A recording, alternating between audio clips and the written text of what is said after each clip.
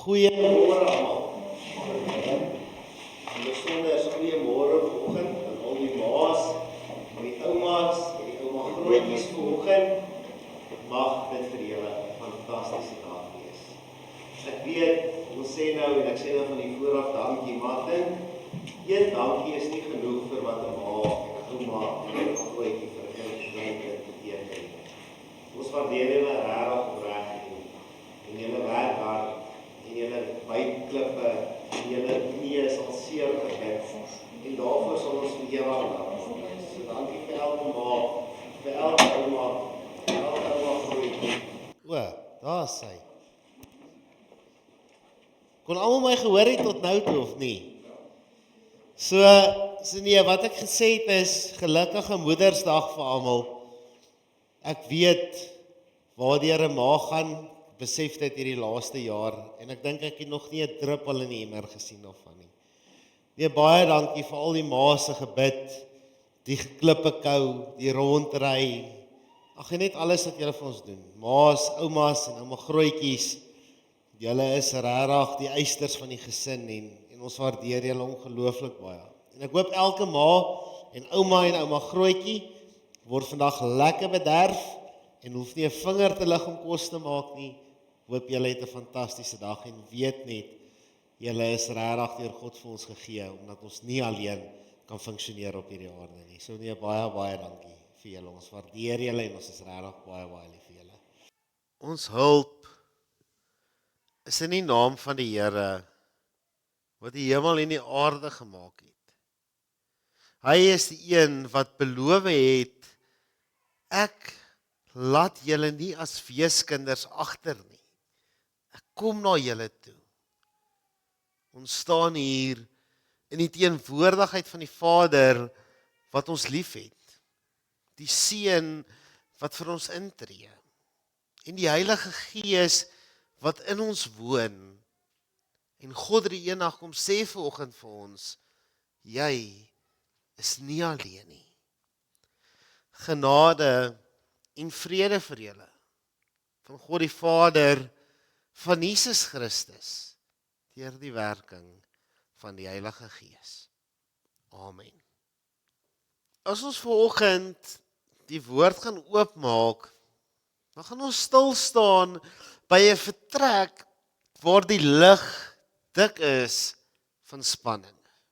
Die disippels sit in die bovertrek en die atmosfeer is alles behalwe feestelik. Jesus gaan vir hulle sê, hy gaan weg. Hy het gepraat oor dat hy verraai word. Hy het gepraat van die kruis en 'n plek waarheen hulle hom nie kan volg nie. Vir die disippels voel dit asof hulle wêreld uitmekaar val. Alles wat hulle geken het, alles waarin hulle sekuriteit geplaas het, is besig om deur hulle vingers te glip. Hulle staar die grootste menslike vrees wat daar is direk in die oë. Die vrees om alleen agtergelaat te word. Kom ons sluit die oë, dan bid ons saam. Ons Hemelse Vader, die vrees om alleen agtergelaat te word, die vrees om alleen te wees, is nie een wat ons vanoggend ligtelik opneem nie. Here, die vrees om alleen te wees, is iets wat ons tot in ons innerlike bang maak. Here, maar wanneer ons vanoggend uit hierdie woord lees, Here, wanneer ons vanoggend hierdie woorde wat Johannes neergeskryf het raak sien, Here, help ons om te verstaan. Here, help ons om die troos en die krag van u woorde nie net te hoor nie, Here, om dit ook so te voel en te glo. Amen. Ek lees vir ons Johannes 14 vanaf vers 15 tot by 21. as julle my liefhet, sal julle my opdragte uitvoer. Ek sal die Vader vra en hy sal vir julle 'n ander voorspraak stuur om vir ewig by julle te wees, naamlik die Gees van die waarheid. Die wêreld kan hom nie ontvang nie, omdat hulle hom nie sien en hom nie ken nie. Maar julle ken hom, omdat hy by julle bly en in julle sal wees. Ek sal julle nie as weeskinders agterlaat nie. Ek kom weer na julle toe. Nog net 'n klein rukkie en dan sien die wêreld my nie meer nie. Maar julle sien my omdat ek lewe en julle sal lewe. Daardie dag sal julle weet dat ek in my Vader is en julle in my en ek in julle. Wie my opdragte het en dit uitvoer, dit is hy wat my liefhet. En wie my liefhet, hom sal my Vader lief hê en ek sal hom ook lief hê en myself aan hom openbaar. Net tot sover. Dis ongelooflik die manier hoe Johannes hierdie boodskap neerskryf. Dis ongelooflik die woorde wat Jesus hier vir sy disippels gee. Want as ons dink aan die vrees om alleen agtergelaat te word, dan sit daar dalk van ons wat vandag hier, wat presies weet hoe dit voel, om alleen agtergelaat te word. Daardie gevoel, dat jy op jou eie is. Of dit in jou huwelik is, of by die werk, of in jou geloof. Dit is 'n ongelooflike, hartstogtelike gevoel. Maar die goeie nuus van Johannes 14 is dat Jesus hierdie vrees nie ignoreer nie. En hy antwoord hulle. Nie net met 'n sag praatjie nie. Nie met harde woorde wat sê ruk julleself reg nie. Hy antwoord hulle met 'n belofte. In vers 18 sê Jesus iets merkwaardig. En hy sê vir hulle, ek sal julle nie as weeskinders agterlaat nie. In die moderne wêreld verstaan ons iets van 'n weeskind. Iemand wat emosioneel hartseer is, omdat hulle getref is deur 'n ongelooflike diep trauma. Maar in die tyd van die Bybel was die woord orfanos selfs nog swaarder beleef as wat ons vandag dit beleef. 'n Weeskind was iemand sonder regte. Hy het geen stem gehad nie. Hy was heeltemal verlate gewees. Dit was iemand sonder 'n beskermer gewees. Sonder iemand wat 'n patron gehad het, soos wat hulle dit in die Grieks noem, wat in die hof vir hom kom opstaan. Iemand wat ekonomies en sosiaal weerbaar was, op wie die hele samelewing net neergekyk het. Sien, die ding vir die disippels was, dat wanneer Jesus weggegaan het, sou die disippels vaderloos gewees het. Hulle sou prooi gewees het in 'n wêreld wat hulle haat. Of so het hulle gedink. So het hulle geglo, dis wat gaan gebeur as Jesus opvaar of teruggaan na sy Vader toe.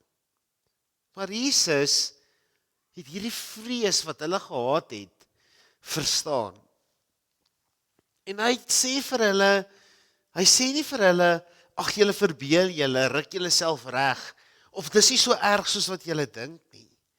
Jesus kom en hy sê vir hulle, ek weet julle voel asof julle orfanos gaan wees. Ek weet hoe julle gaan voel as julle weeskinders gaan wees. Maar ek, Jesus Christus, God, julle Here, ek gaan dit nie toelaat nie. Maar hoe gaan Jesus keer dat hulle weeskinders word? En hy kom en hy beloof vir hulle die Heilige Gees. Hy gee sy ewige woord dat hulle nie alleen sal wees nie. En hy gebruik twee baie spesifieke woorde wat ons nie kan miskyk nie. Die woord is interessant genoeg allos, of in plain Afrikaans ander. Met ander woorde, Jesus gaan iemand anders stuur. Jesus sê, die Vader sal vir julle 'n ander voorspraak gee. Nou in Grieks, en as ons na hierdie woord gaan kyk, dan beteken hierdie ander, dit twee betekenisse. Die een is 'n ander soort, iets heeltemal anders, iets heeltemal niets. En die ander woord wat gebruik is, die allos waarvan ek gepraat het, beteken nog een van presies dieselfde soort. In ander woorde, Jesus kom en sê vir hulle, ek sal vir julle iemand presies soos ek gee. Ek gaan inteendeel by julle wees. Nie soos wat ek nou lyk nie. Nie in my menslike vorm nie, maar in die vorm van die Gees. Ek gaan by julle wees. Iemand soos ek. En dit is 'n enorme troos. Jesus sê eintlik vir hulle, die een wat kom, is presies soos ek. Hy gee vir julle om net soveel soos wat ek vir julle omgee. Hy het net soveel mag soos wat ek mag het. Hy is ek, maar op 'n manier dat ek altyd by julle kan wees. En die Gees word dan die Parakletos genoem. En dit is nie net 'n trooster wat jou vashou as jy huil nie. In die antieke wêreld, die wêreld waarin Johannes hierdie evangelie geskryf het, was 'n Parakletos basies jou advokaat gewees. Iemand wat langs jou kom staan het wanneer jy aangekla is en wanneer die hele wêreld teen jou gedraai het, wat jou verdedig het. Iemand wat vir jou opgestaan het. Die wêreld gaan julle aanval, sê Jesus. Maar julle het 'n advokaat wat nooit die hofsaal sal verlaat nie. Die wêreld kan nie die Gees sien nie, want hulle kyk met hulle fisiese oë. Maar julle wat hom ken, julle wat weet wie hy is, en julle wat dit weet, omdat hy in julle woon, sal by julle wees. Maar Jesus gaan dan nog verder, en hy gee opdrag aan die disippels, en hy sê vir hulle, as julle my liefhet, sal julle my gebooie onderhou. En baie mense lees dit verkeerd. Hulle dink, as ek hard genoeg probeer om die reëls na te kom, sal Jesus die Gees stuur. En dit is presies die teenoorgestelde van wat hier staan. Gehoorsaamheid is nie net die prys wat ons betaal vir God se teenwoordigheid nie. Gehoorsaamheid is die bewys dat ons in 'n liefdesverhouding met hom is. En hier is die groot maar. Wanneer ons in gehoorsaamheid naby aan God leef, sal dit vir ons makliker wees om in 'n verhouding met God te staan. Dan sal dit vir ons makliker wees om bewus te leef saam die teenwoordigheid van die Gees. Of anders gestel, wees gehoorsaam omdat jy my liefhet en jy sal my stem al hoe duideliker en duideliker in jou lewe hoor.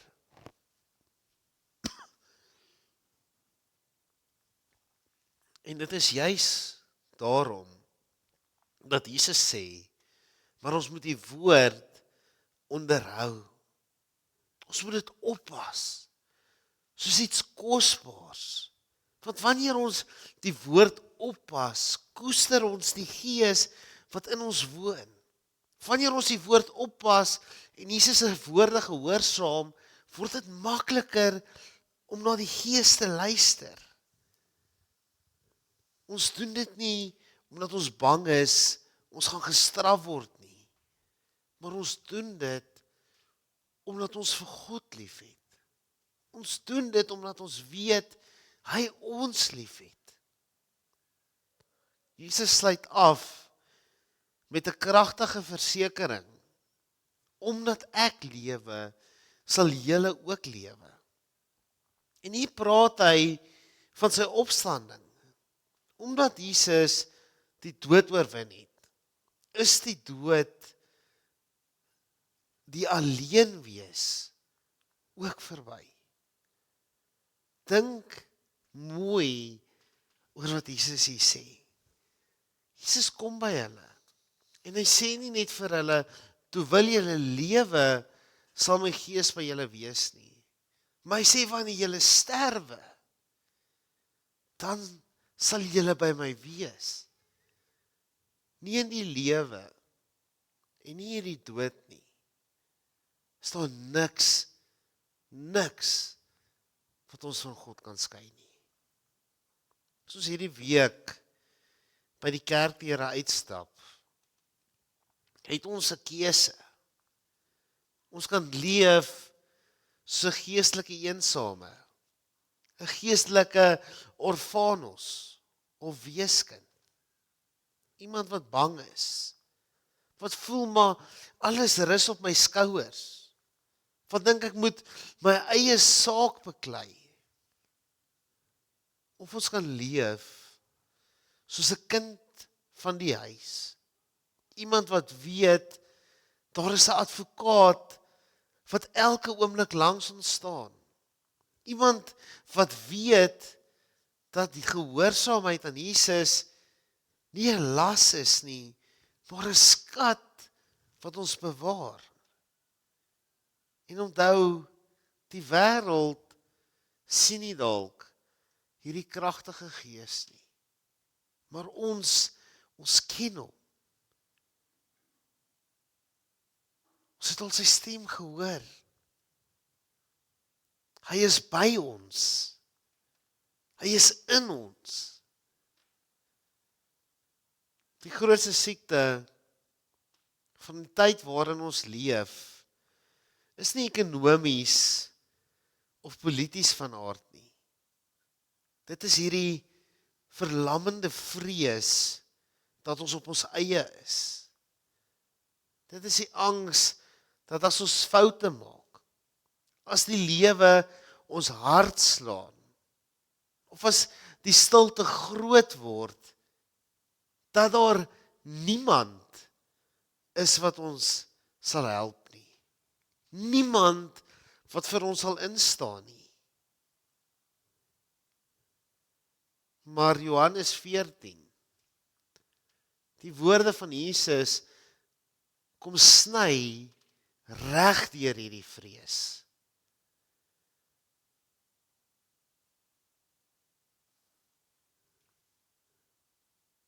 As ons môreoggend opstaan en die wêreld voel vyandig, kan ons onthou, ons is nie 'n slagoffer van omstandighede nie. Ons is die adres waar die Gees van God gekies het om te woon. Ons dra nie die gewig van die lewe op ons eie skouers nie. Want ons lewe is ingeweef met Christus self. Kom ons gaan hierdie week uit. Ons leef met 'n reg op rug. Met iemand wat weet, ek hoef nie te ver te soek vir troos nie. Ek hoef nie te hard beklei om myself te verdedig nie. Ek kan stil word in my hart. Want die ewige God is by my. Hy is in my en hy is saam met my. Amen. Ons Hemelse Vader, as ons vanoggend hierdie woorde lees, kan ons nie anders as om vir U dankie te sê nie.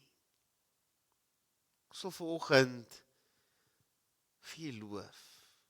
Ons wil vir U dank dat U nie net saam met ons is nie, dat U nie net langs ons is nie, maar dat U in ons woon. Dat U in elke asem is wat ons inasem en weer uitblaas. En dan mag ons 'n lewe lei. Dat wanneer ons hier uitgaan, wanneer ons in hierdie wêreld instap, 'n lewe lei wat straal, wat skyn soos 'n skitterende ster van U teenwoordigheid. Ons dank U en ons prys U naam vir ewig. Amen.